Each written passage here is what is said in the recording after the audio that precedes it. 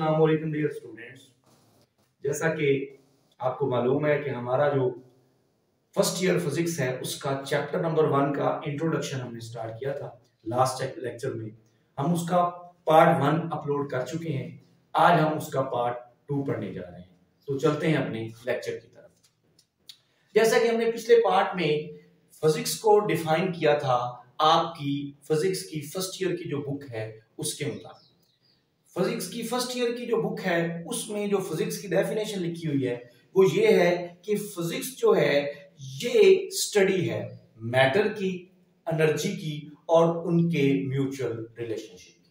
तो ये proper definition आपकी बुक ने जो की थी वो मैंने लास्ट लेक्चर में अपलोड कर चुका हूं। वो अगर आपने नहीं देखा तो प्लेलिस्ट में मेरी ये वो वीडियो मौजूद है, उसको देखें ताकि आपको फिजिक्स की जो प्रॉपर डेफिनेशन है जो आपकी बुक ने लिखी हुई है वो आपको उसका कॉन्सेप्ट क्लियर हो। आज हम चंद एक मजीद बातें पढ़ेंगे फिजिक्स के हवाले से। तो पहली बात ये है कि फिजिक्स जो है ये मोस्ट फंडामेंटल साइंस है। फंडामेंटल साइंस से क्या मुराद है? इसका मतलब ये है कि दूसरी जो भी आप ब्रांचेस पढ़ेंगे साइंस की, उनको पढ़ने के लिए पहले आपको फिजिक्स का इल्म होना जरूरी है। अब इसकी एक मिसाल ले लेते हैं कि आपने फर्ज करें केमिस्ट्री पढ़नी है। केमिस्ट्री के अंदर हम क्या पढ़ते हैं? केमिस्ट्री के अंदर हम केमिकल्स को पढ़ते हैं। अब आपको पता है कि केमिकल क्या है? केमिकल एक मैटर है और मैटर को हम किस में डिस्कस करते हैं? मैटर को हम फिजिक्स में डिस्कस करते हैं। तो जब तक हमारे पास फिजिक्स का नॉलेज नहीं होगा तब तक हम केमिस्ट्री को अच्छी तरह अंडरस्टैंड नहीं कर पाएंगे। तो इस तरह हम कह सकते हैं कि जो फिजिक्स है वो मोस्ट फंडामेंटल साइंस है, यानी कि बाकी जो तमाम साइंस की ब्रांचेस हैं उनको पढ़ने के लिए आपको फिजिक्स का आना जरूरी है। दूसरी बात, जो फिजिक्स है ये एक एक्सपेरिमेंटल साइंस है। अब एक्सपेरिमेंटल साइंस का क्या मतलब है? फिजिक्स के अंदर कोई भी बात ऐसे तुक्का लगाकर नहीं की जा सकती। फिजिक्स के अंदर जो बात भी कही जाएगी उसके पीछे एक एक्सपेरिमेंट मौजूद होगा।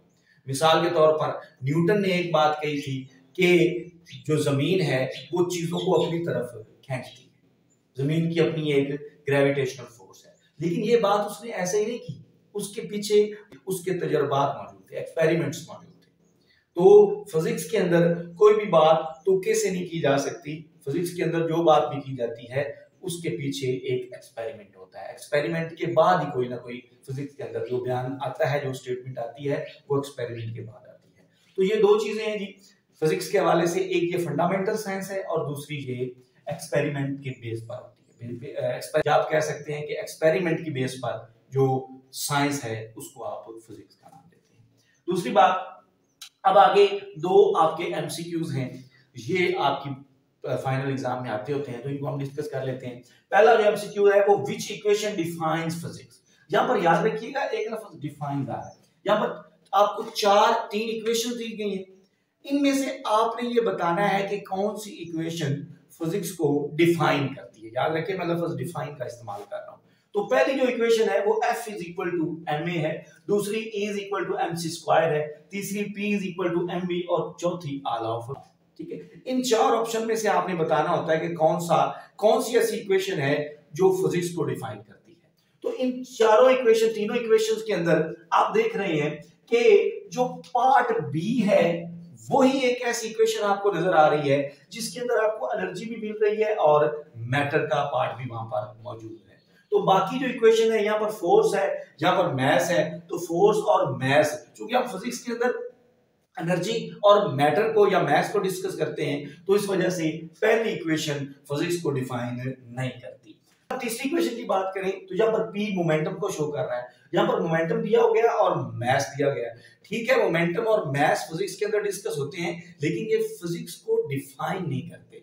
तो फिर कौन सी इक्वेशन फिजिक्स को डिफाइन करती है? तो जो दुरुस्त आंसर है वो बी है, B option, E is equal to mc square. तो इसके अंदर आप देख रहे हैं एनर्जी भी मौजूद है और मैस भी मौजूद है। चूंकि फिजिक्स के अंदर हम मैटर या मैस और एनर्जी को डिस्कस करते हैं इस वजह से इक्वेशन जो बी है, जो आइंस्टाइन ने अपनी इक्वेशन दी थी E is equal to mc square, ये इक्वेशन जो है ये फिजिक्स को प्रॉपर्ली डिफाइन करती है। ठीक हो गया। अब एक और एमसीक्यूज है वो मैं यहाँ पर आपके साथ डिस्कस करता हूँ। वो ये है कि विच इक्वेशन डिस्क्राइब फिजिक्स, कौन सी इक्वेशन फिजिक्स को डिस्क्राइब करती है। पहली इक्वेशन हमने देखी थी कि कौन सी इक्वेशन डिफाइन करती है, यहाँ पर डिफाइन का लफ्ज नहीं है, डिस्क्राइब का है। तो डिस्क्राइब से मुराद ये है कि कौन कौन से ऐसे फिनोमिनाज हैं जिनको हम फिजिक्स के अंदर डिस्कस करते हैं। तो सबसे पहला है F is equal to m, तो ये फिजिकल प्रोसेस है, तो फिजिक्स के अंदर हम इस फिजिकल प्रोसेस को भी डिस्कस करते हैं। हम फिजिक्स के अंदर ये प्रोसेस भी डिस्कस करते हैं, is equal to mc square. Physics के अंदर हम मोमेंटम को, मास और वेलोसिटी को भी पढ़ते हैं, ठीक है। तो इसका मतलब ये है कि ये तीनों जो इक्वेशंस हैं, ये जो दी गई हैं, इन सब को, चूंकि ये फिजिकल प्रोसेसेस हैं और हम इनको फिजिक्स के अंदर डिस्कस करते हैं, तो लिहाजा यहाँ पर जो ऑप्शन आएगा वो ऑल ऑफ दीज आएगा, यानी कि फिजिक्स के अंदर ये सारे फिजिकल प्रोसेसेस को डिस्कस किया जाता है। तो वो इक्वेशन जो फिजिक्स को डिस्क्राइब करती हैं वो ये सारी की सारी हैं, और वो इक्वेशन जो फिजिक्स को डिफाइन करती है वो सिर्फ E is equal to mc square है। इतनी समझ आ गई। अब आगे बढ़ते हैं, वो ये है कि फिजिक्स की आगे कुछ ब्रांचेस हैं। फिजिक्स का नॉलेज भी चूंकि एक वसी नॉलेज है, तो इसको भी आगे मजीद कैटेगराइज किया गया है। तो इसको हम दो कैटेगरीज में डिवाइड, पहली जो है वो है प्योर ब्रांचेस और दूसरी है ओवरलैपिंग ब्रांचेस, यानी कि फिजिक्स की हम आगे ब्रांचेस बना देते हैं। जो फिजिक्स की प्योर ब्रांचेस है, जो प्योर फिजिक्स से रिलेटेड है, उसके अंदर मैकेनिक्स है, ऑप्टिक्स है और न्यूक्लियर फिजिक्स है, और बहुत सारी हैं, मैंने ये 3-4 लिखी हैं। तो यहाँ पर ये जो ब्रांचेस है, ये सारी फिजिक्स की प्योर ब्रांचेस है। जबकि दूसरी तरफ चांद एक ओवरलैपिंग ब्रांचेस हैं। वो ओवरलैपिंग ब्रांचेस क्यों हैं? क्योंकि वो ब्रांचेस हैं जिनके अंदर हमें दूसरे सब्जेक्ट्स के साथ फिजिक्स को डिस्कस करना पड़ता है। मिसाल के तौर पर जब आप ये जॉइंट की मोशन को डिस्कस कर रहे होते हैं, तो ये जो जॉइंट है, जॉइंट चूंकि लिविंग ऑर्गेनिज्म से रिलेटेड है, तो इसका मतलब हम बायो को पढ़ रहे हैं, और जब हम इसकी मोशन को देख रहे हैं कि जॉइंट की मोशन कैसे होती है, तो मोशन को कौन डिस्कस करता है, वो तो हम फिजिक्स के अंदर डिस्कस करते हैं। तो इस तरह फिजिक्स बायो के साथ मिलकर यहाँ पर इलेबोरेट की जा रही है। तो इस वजह से हम कहेंगे कि ये शाख कौन सी है, बायो फिजिक्स। इसी तरह मेडिकल फिजिक्स है, एस्ट्रोफिजिक्स है, एटसेट्रा। तो these are the overlapping physics. Next अगर बात करें, ये जो नीचे मैंने दो शार्प क्वेश्चन दिए हैं, ये बहुत अहम शार्प क्वेश्चन है, इनको आपने अच्छी तरीके से समझना है और याद भी करना है। क्या है? What are the main frontiers of the physics? Physics के मेन फ्रंटियर्स कौन से? पहली बात तो ये कि ये मेन फ्रंटियर्स क्या है? फ्रंटियर्स बेटा कुछ भी नहीं है, सिर्फ लेवल्स हैं कि हम फिजिक्स को किस किस लेवल पर पढ़ते हैं। तो याद रखिए, हम फिजिक्स को 3 लेवल पर पढ़ते हैं। पहला जो फ्रंटियर है या पहला जो लेवल है जो जिस पर हम फिजिक्स को पढ़ते हैं, वो है एक्सट्रीमली लार्ज, यानी कि फिजिक्स के अंदर हम बहुत बड़ी बॉडीज को भी डिस्कस करते हैं। जब फिजिक्स के अंदर हम बहुत बड़ी बॉडीज को डिस्कस कर रहे होते हैं, इसका मतलब हम फिजिक्स को बड़े लार्ज लेवल पर स्टडी कर रहे होते हैं। समझ आ रही बात? मिसाल के तौर पर स्टडी ऑफ यूनिवर्स, जब हम कायनात के बनने का मुताला कर रहे होते हैं फिजिक्स के अंदर, तो इसका मतलब ये है कि कायनात कोई छोटी चीज नहीं है, बहुत बड़ी चीज है। इसका मतलब स्टडी है फिजिक्स की एक हाई लेवल के ऊपर। ठीक हो गया। दूसरा क्या है? जब हम ये ना सिर्फ स्टडी ऑफ यूनिवर्स कर रहे होते क्या है, फिर हम ये भी देखते हैं कि कायनात कैसे वजूद में आई, उसकी वजह भी देखते हैं, जैसे हमने बिग बैंग थ्योरी के बारे में पढ़ते हैं, या फिर और हम ये भी देखते हैं बिग बैंग थ्योरी के ये जो एक अचानक धमाका हुआ और ये कायनात वजूद में आ गई, ये कितने साल पहले हुई? ये 20 बिलियन ईयर्स अगो, यानी कि 20 बिलियन ईयर्स पहले जो है ये बिग बैंग जो एक बड़ा धमाका हुआ, उसके नतीजे में कायनात वजूद में आई।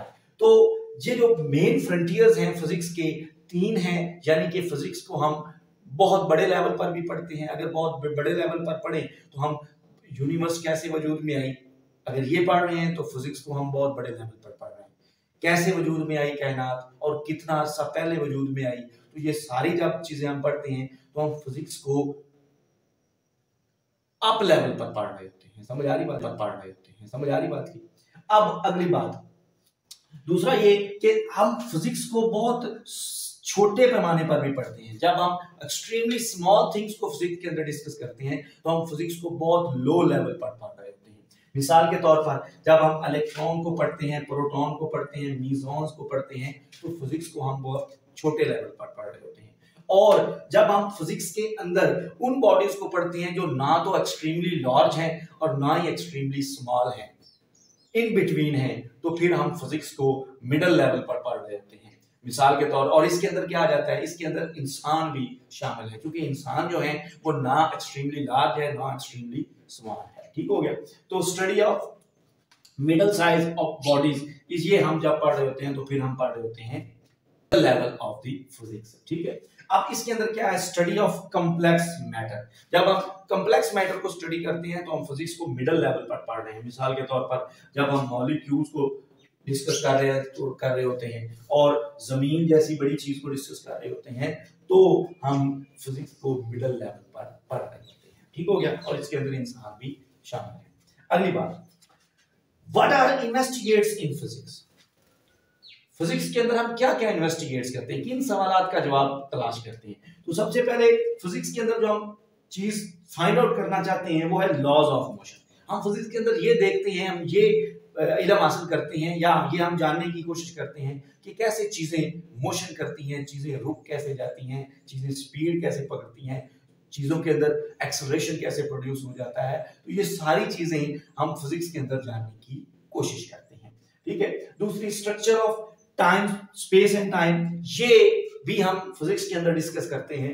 तीसरी बात, इंटरेक्शन ऑफ मैटर। फिजिक्स के अंदर हम ये भी देखते हैं कि जब दो मैटर्स आपस में कोलाइड होते हैं तो उस वक्त क्या फिनोमिना देखने को मिलता है। मिसाल के तौर पर जब दो चीजें आपस में टकराती हैं तो उनका मोमेंटम कंजर्व रहता है। Collision, elastic collision, inelastic collision वगैरह भी हम फिजिक्स के अंदर डिस्कस करते हैं। फिर अगली बात, हम फिजिक्स के अंदर interaction of radiation with matter को भी देखते हैं कि मिसाल के तौर पर कि आपके पास एक सोलर पैनल है, उसके ऊपर जब सूरज की रेडिएशन आकर पड़ती हैं तो सूरज की जो शुआएं हैं वो रेडिएशन हैं, और वो जो सोलर पैनल है ये क्या है, ये आपके पास एक मैटर है। तो रेडिएशन जब मैटर के साथ इंटरेक्ट करती हैं तो एनर्जी प्रोड्यूस होती है। तो फिजिक्स के अंदर हम इन चीजों को का भी जवाब हासिल करने की कोशिश करते हैं। फिर हम फिजिक्स के अंदर डिफरेंट फोर्सेस को भी डिस्कस करते हैं। डिफरेंट फोर्सेस से मुराद ये है कि magnetic force, electric force, gravitational force, तो इन चीजों का जो है, इन चीजों को भी हम फिजिक्स के अंदर डिस्कस करते हैं। तो this is all about today's topic. इंशाल्लाह मिलते हैं अगले लेक्चर में।